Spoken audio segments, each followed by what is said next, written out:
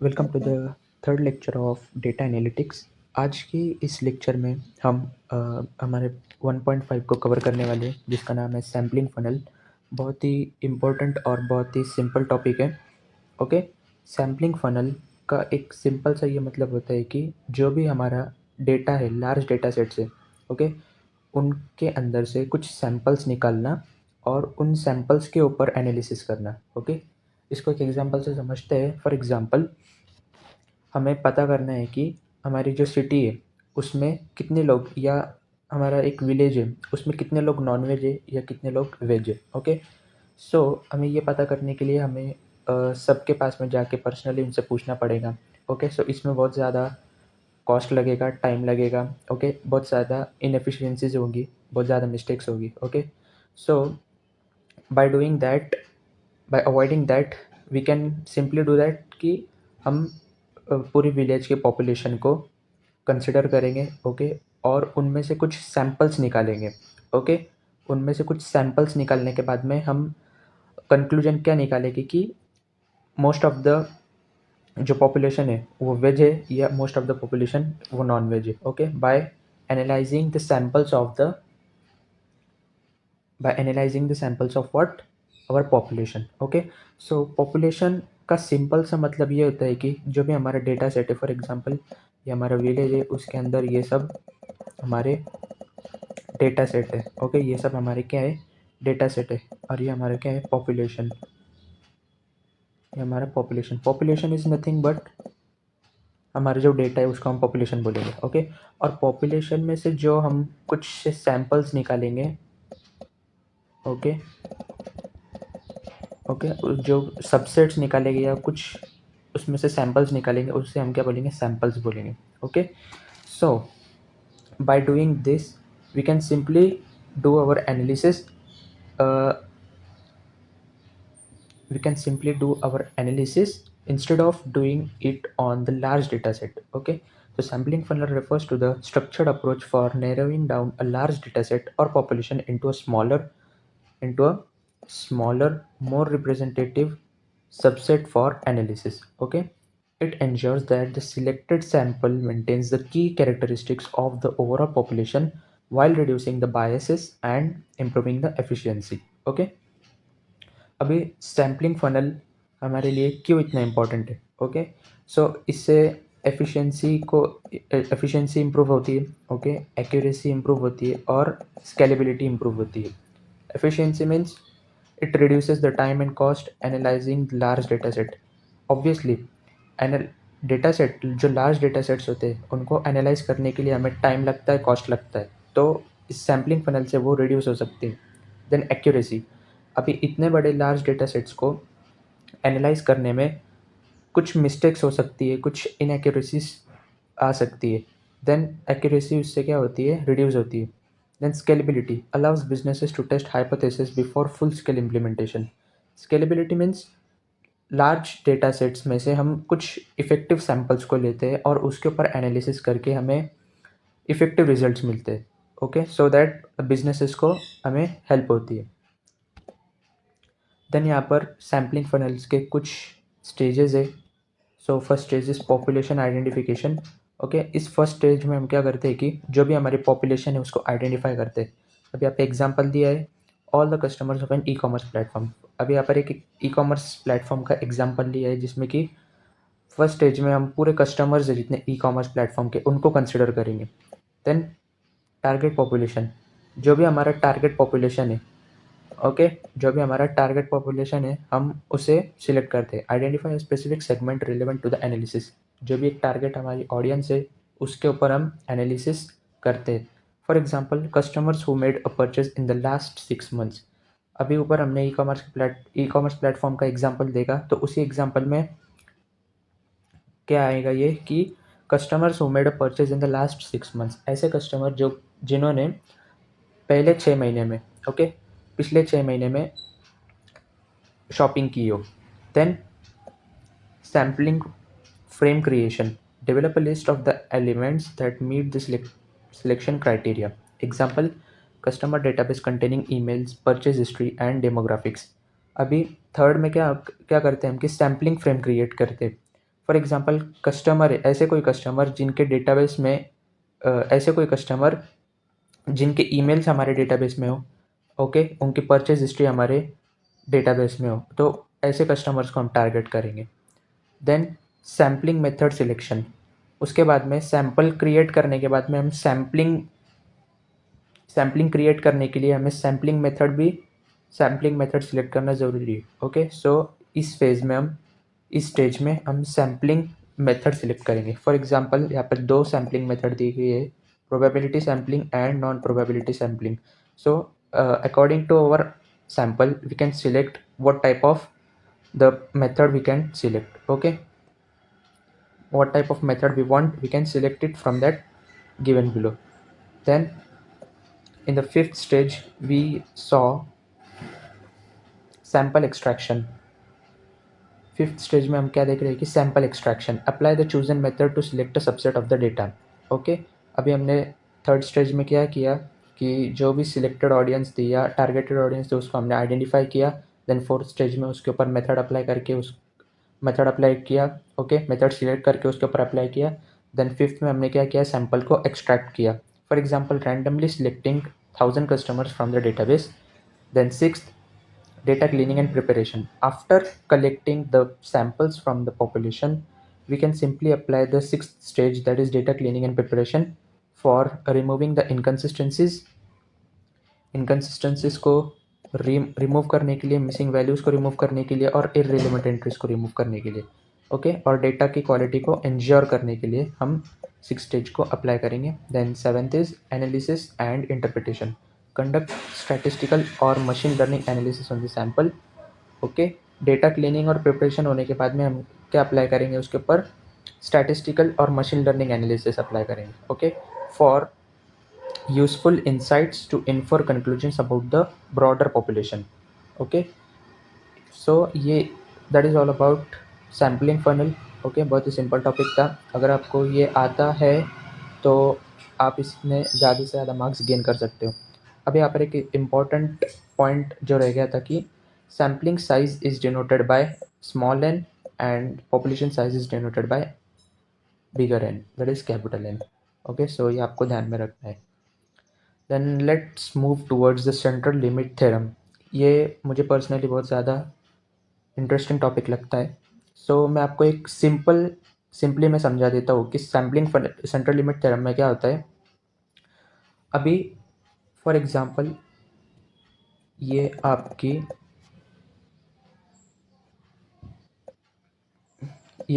Population है, ठीक है, ये क्या आपकी पॉपुलेशन है। Let me do this. Okay, ये आपकी पॉपुलेशन है। आपने क्या किया कि मल्टीपल सैम्पल्स इसमें से सिलेक्ट किए। ये एक सैम्पल है, ये एक सैम्पल है, ये एक सैम्पल है। ओके, आपने मल्टीपल सैम्पल्स सिलेक्ट किए with the condition that the sample size should be less than और इक्वल टू 30। मतलब कि हर एक सैम्पल की जो साइज़ है वो लेस देन और इक्वल टू 30 होनी चाहिए। ओके, देन उसके बाद में आपने क्या किया कि ये जितने भी सैम्पल्स है इन हर एक सैम्पल्स के आपने मीन निकाले, मीन कैलकुलेट किए। ओके, इसके क्या किए, मीन कैलकुलेट किए आपने हर एक सैम्पल्स के। मीन कैलकुलेट होने के बाद में आपने उन मीन आपने निकाले, सैम्पल मीन, उन सबको आपने क्या किया, प्लॉट किया। किस पे, ग्राफ पे। ग्राफ पे क्या किया आपने, उसको प्लॉट किया। सो आप देखोगे कि जो हमने प्लॉट किया है यहाँ पर, ओके, जो भी हमने सैम्पल मीन कैलकुलेट किए थे and we plotted and we will see that the bell shape curve that is the sampling distribution. और हम क्या देखेंगे कि ऐसा एक बेल शेप कर्व हमें दिखेगा। ओके, ये जो बेल शेप कर्व होगा ये किसके सेम होगा, जो हमने पॉपुलेशन डिस्ट्रीब्यूशन, फॉर एग्जांपल अगर हम पॉपुलेशन डिस्ट्रीब्यूशन का ये बेल कर्व है। ओके, पॉपुलेशन डिस्ट्रीब्यूशन मतलब कि सैंपल लेने के पहले हमने पॉपुलेशन को ऐसे ग्राफ पे प्लॉट किया तो उसका बेल शेप कर्व भी ऐसे ही आएगा। ओके, और after taking samples and when we plot the means of the sample in the plot, then we will see that the bell shaped curve of that also is also same. Okay, so central limit theorem का यही मतलब होता है कि जो हमने population को distribute किया, ओके, जो पॉपुलेशन को हमने डिस्ट्रीब्यूट किया उसका बेल कर्व, और जो हमने मीन, जो सैंपल मीन था उसको डिस्ट्रीब्यूट किया और उसका जो बेल कर्व होगा वो क्या होगा, सेम होगा. सो सेंट्रल लिमिट थ्योरम का यही मीनिंग था. ओके, सो आई होप आपको समझ में आया होगा. देन यहाँ पर key principles of central limit theorem दिए गए हैं. तो सबसे पहले हम देखेंगे कि normality of sampling distribution. If you take multiple random samples from any population, their means will form a normal distribution as sample size increases. अभी हमने यही देखा कि अगर हम मल्टीपल रैंडम सैंपल्स कोई भी पॉपुलेशन में से लेंगे, सो उनके जो मीन होंगे, उनके क्या होंगे, उनके जो मीन होंगे will form a normal distribution as a sample size increases. Sample की साइज इंक्रीज होगी तो उनके जो मीन होंगे वो क्या होंगे, नॉर्मल डिस्ट्रीब्यूशन शो करेंगे. बेल शेप, यानी कि उनका जो बेल शेप कर्व होगा वो क्या होगा, नॉर्मल होगा. ये इसका जो इफ़ेक्टिवनेस है वो कहाँ पर अप्लाई होती है, जब आपका जो नॉर्मल पॉपुलेशन डिस्ट्रीब्यूशन है वो स्किव्ड हो. स्किव्डनेस ये हम नेक्स्ट चैप्टर में पढ़ने वाले हैं. ओके, ये स्किव्ड है. ये क्या है, स्किव्ड बेल शेप कर्व है. और अगर कभी हम इसमें से कुछ सैंपल्स लेके और उनके मीन को प्लॉट करके जब उसका बेल शेप बनाते हैं तो वो कैसा होगा, वो ऐसा होगा, मतलब कि वो normal bell shape curve represent करेगा. Then second is mean of sampling distribution. The mean of sample means, that is, जो भी हमने सैम्पल्स लिए थे उसका जो मीन है is equal to the population mean. Okay, इसका मोटा मोटा मतलब यही है कि जो भी हमने पॉपुलेशन में से सैम्पल्स एक्सट्रैक्ट किए और उसके जो मीन निकाले, उसका मीन और जो पॉपुलेशन का मीन है वो क्या होगा, एग्जैक्टली सेम होगा. Means we have 5 samples. For example, यहाँ पर मैंने एक एग्जाम्पल लिखा है कि अगर हमारे पास 5 सैम्पल्स है and we calculate each sample's mean, then after that we calculated the mean of each sample's mean, which is mu of x. मतलब कि अगर हमारे पास 5 सैम्पल्स है और हमने हर एक सैम्पल्स का मीन कैलकुलेट किया, हमने क्या किया, हर एक सैम्पल का मीन कैलकुलेट किया, that is sample mean. Okay, after that we calculated the mean of each sample mean, और हमने सैम्पल का जो मीन था उसका भी मीन कैलकुलेट किया, that is mu of x bar which will equal to the population mean. Okay, मतलब कि ये पॉपुलेशन है, ये क्या है, पॉपुलेशन है, उसमें से हमने कुछ सैम्पल्स कैलकुलेट किए. ओके, उसमें से हमने कुछ सैम्पल्स कैलकुलेट किए. ओके, देन हर एक सैम्पल्स का हमने क्या किया, यहाँ पर मीन कैलकुलेट किया, जिसको हम किससे रिप्रेजेंट करेंगे, जस्ट अ सेकेंड, जिसको हम एक्स बार से क्या करेंगे, रिप्रेजेंट करेंगे, हर एक को एक्स बार से रिप्रेजेंट करेंगे. देन एक्स बार से ये क्या है, सैम्पल्स के मीन है. ओके, ये क्या है, सैम्पल्स के मीन है, और इसका भी हमने मीन कैलकुलेट किया. ओके, इसका क्या किया, हमने मीन कैलकुलेट किया, जो कि क्या होगा, म्यू ऑफ एक्स. ओके, जो कि क्या होगा, म्यू ऑफ एक्स. ओके, सो जो ये म्यू ऑफ एक्स होगा वो किसके बराबर होगा, म्यू के, यानी कि पॉपुलेशन मीन के बराबर होगा. ओके, सो ये सेकंड की प्रिंसिपल है किसका, सेंट्रल लिमिट थ्योरम का. Then let's come towards standard error. Okay, standard error में क्या बोला गया है कि standard deviation of the sample means, standard deviation of sample mean, मैंने आपको जो पहले बताया था, ये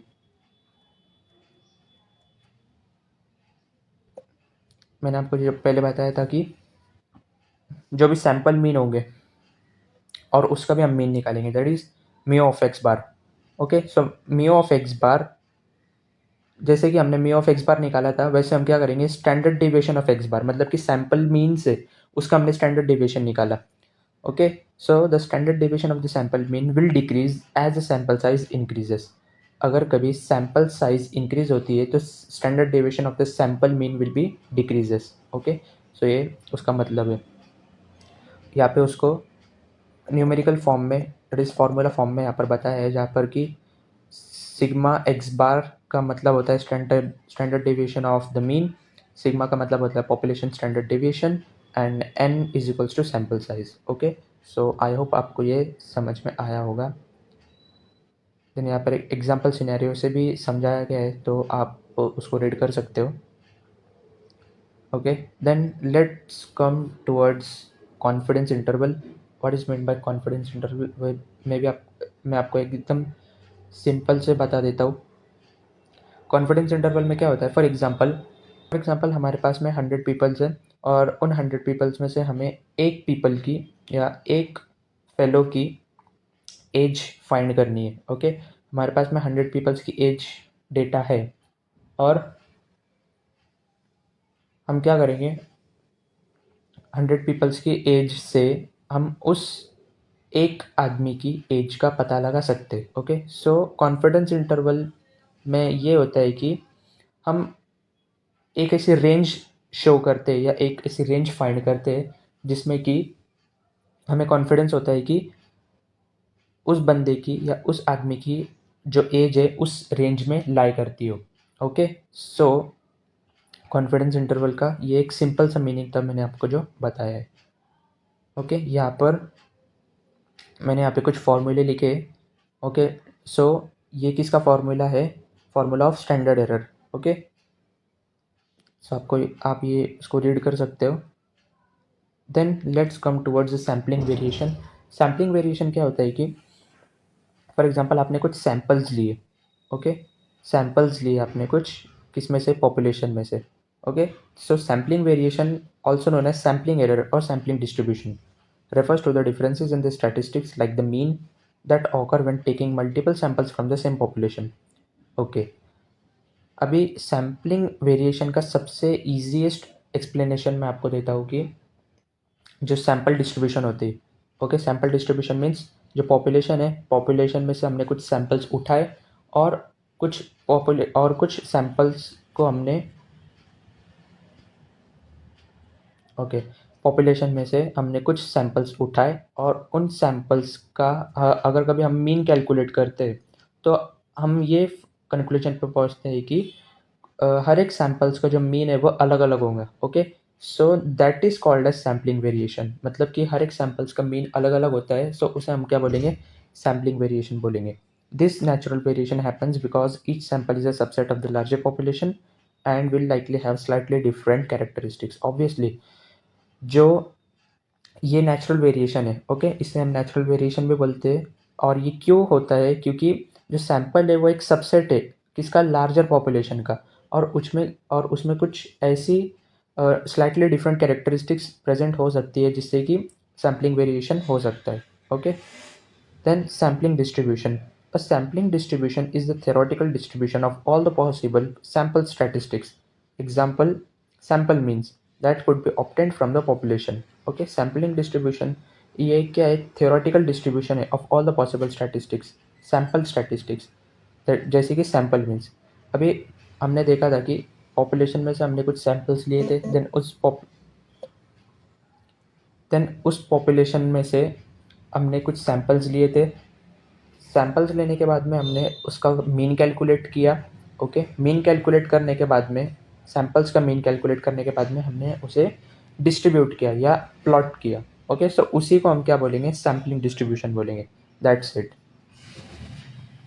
देन आज के इस लेक्चर का और हमारे फर्स्ट यूनिट का लास्ट टॉपिक है जो कि एप्लीकेशंस ऑफ डेटा एनालिटिक्स।